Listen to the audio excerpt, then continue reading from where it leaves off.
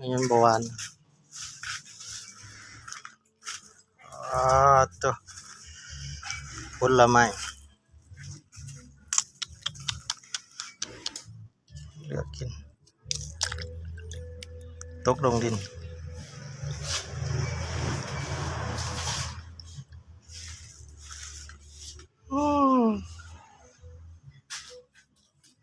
ได้หลายเติมเนาะ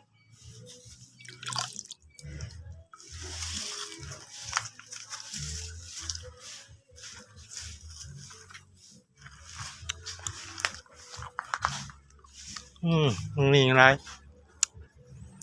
ต้นไม้มาโอ้มือสั่นแล้วเอามาเขี่ยมากินโอ้บ่ได้ขึ้นต้นไม้โดนราคาจนสั่น